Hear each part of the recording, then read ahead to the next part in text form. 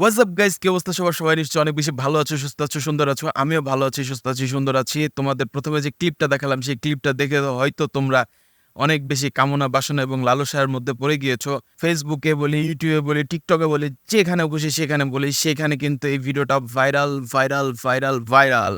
বিষয়টা আসলে কি হয়েছে সেটা কিন্তু আসলে আমরা কেউ জানি না। আমরা এক একজন এক একভাবে মন্তব্য করছি, খারাপ মন্তব্যটাই আমরা বেশি করছি। আসলে আসলে ঘটনাটা কি হয়েছে, চলো এই ঘটনাটা আসলে খুঁজে বের করি। সো গাইস, তোমরা আসলে যে ভিডিওটা দেখেছো, সেই ভিডিওটা কিন্তু আসলে এই ইউটিউব চ্যানেল থেকে পোস্ট করা হয়েছে। এই ইউটিউব চ্যানেলটা হচ্ছে একজন ইন্দোনেশিয়ান কন্টেন্ট ক্রিয়েটরের চ্যানেল। ওনার হচ্ছে 1.69 মিলিয়ন সাবস্ক্রাইবার এবং ওনার প্রায় পর্যন্ত 1.9K ভিডিও শেয়ার করেছে। রহস্য টাইপের ভিডিওগুলো উনি আসলে বেসিক্যালি আপলোড করে থাকে। তো এই ভিডিওগুলো আমি দেখলাম, আসলে অনেক ভিডিও আমি টেনে টেনে দেখেছি। চলো সেই ভিডিওটা কি, সেই ভিডিওটা একটু দেখি। Maya, diapain Maya? Tolong Pak Bang, Aduh, tolong Pak. bentar Maya, bentar. Nanti ditolong. Tolong. তো এটা আসলে হচ্ছে একটা শিক্ষণীয় ভিডিও। শিক্ষণীয় ভিডিওটার ভিতরে শুরুতে আমরা দেখতে পাই যে গাড়ির ভিতরে একটা মেয়ে এবং একটা ছেলে অবৈধ জিনা বা সম্পর্কে লিপ্ত হয়েছে। Tolong Pak, Maya Tapi jangan Bapak pun ganggu belum lagi dapat. Pak. Tolong lah Pak.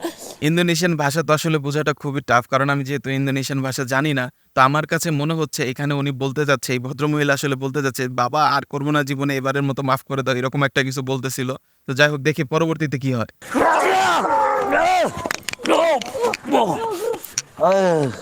মানে জিনিসটা আমার কাছে মনে হচ্ছে যে অনেক বেশি ফানি করে ফেলতেছে। তো কাহিনী যেটা হয়েছে, পরবর্তীতে সেই যে আমি যে গাড়ির ফুটেজটা দেখাইলাম, এখান থেকে বের করে নিয়ে তাদের একটা রুমে নিয়ে আসা হয়। সো রুমে নিয়ে আসার পরে এখানে আবার তারা আরেকটা ভিডিও করে। বেসিক্যালি এইটা একটা শিক্ষণীয় ভিডিও। শিক্ষণীয় ভিডিওটা কি সেটা আমি তোমাদের পরে বলছি। Dikutip dikutip.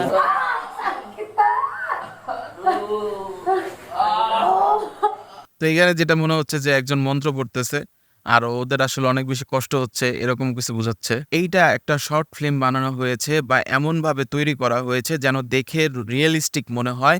বেসিক্যালি ইন্দোনেশিয়াতে বেশিরভাগ মানুষই পরকীয়ায় আসক্ত হয় এবং জিনা বলি, শারীরিক সম্পর্ক বলি, পরকীয়া বলি, হোয়াট এভার ইট ইজ বলি, সেই সব জিনিসের প্রতি বেশি আসক্ত হয়ে পড়ে এবং এন্ড অফ দ্য টাইমে হসপিটালে নিয়ে যায়। হসপিটালে নিয়ে যাওয়ার পর তারা মারা যায় এই ধরনের, এবং তাদের মাটি দেওয়া হয়। পরকীয়া বা শারীরিক জিনা যেটাই বলি না কেন, এটা থেকে বিরত থাকতে হবে। এই ধরনের কিছু করলে সৃষ্টিকর্তার গজব চলে আসতে পারে। তো এই জন্য খারাপ কাজ থেকে আপনারা সবাই বিরত থাকুন। ভালো থাকুন, সুস্থ থাকুন, সুন্দর থাকুন। দেখা হবে নতুন কোনো ভিডিওতে। সে পর্যন্ত সবাইকে আল্লাহ হাফেজ। আসসালামু আলাইকুম ওয়া রাহমাতুল্লাহি ওয়া বারাকাতুহু।